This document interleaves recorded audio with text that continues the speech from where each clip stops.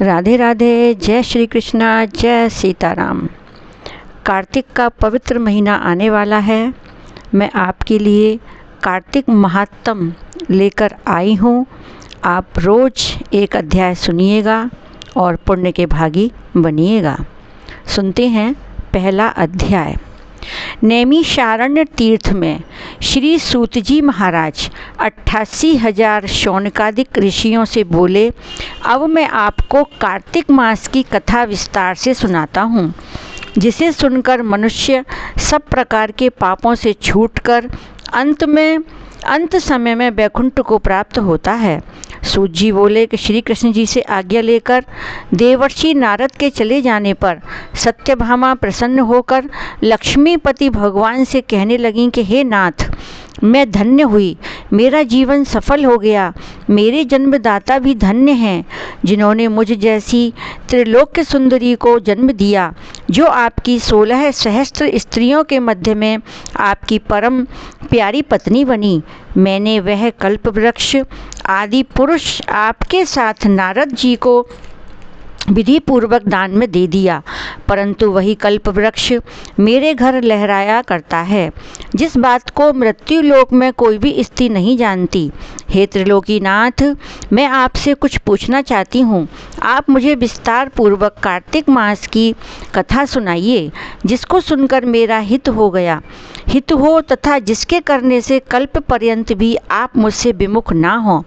सूत जी बोले, सत्यभामा के ऐसे वचनों को सुनकर हंसते हुए श्री कृष्ण जी सत्यभामा का हाथ पकड़कर तथा अपने सेवकों को वहीं रोककर विलास युक्त अपनी पत्नी को कल्प वृक्ष के नीचे ले गए और हंसकर कहने लगे कि हे प्रिय, 16,000 रानियों में से मुझे तुम प्राणों के समान प्यारी हो। तुम्हारे लिए मैंने इंद्र से तथा देवताओं से भी विरोध किया था। ये कांते, जो बात तुमने पूछी है उन अद्भुत बातों को सुनो। सूत जी बोले, एक दिन श्री कृष्ण भगवान ने सत्यभामा की प्रिय कामना के लिए गरुड़ पर सवार होकर इंद्रलोक जाकर कल्प वृक्ष मांगा। तब इंद्र के मना कर देने पर गरुड़ का इंद्र से घोर युद्ध हुआ और गोलोक में गरुड़ जी ने गौओं से युद्ध किया। गरुड़ की चोंच की चोट से उनके कान और पूंछ कट करके गिर पड़े। उनके रुधिर से 3 वस्तु उत्पन्न हुई, कान से तंबाकू, पूंछ से गोभी और खून से मेहंदी।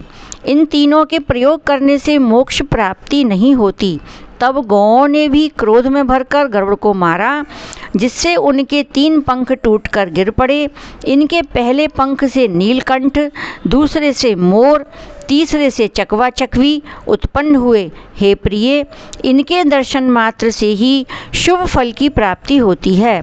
यह सुनकर सत्यभामा बोली कि हे प्रभो, मैंने पिछले जन्म में कौन कौन से दान, व्रत व जप नहीं किए हैं, मेरा कैसा स्वभाव था तथा मैं किसकी पुत्री थी और मुझे मृत्यु लोक में जन्म लेना पड़ा।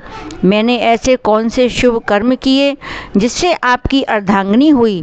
कृष्ण बोले, हे प्रिय, जो तुमने पूर्व जन्म में शुभ कर्म किए हैं विस्तार पूर्वक कहता हूँ। पूर्व समय में सतयुग के अंत में मायापुरी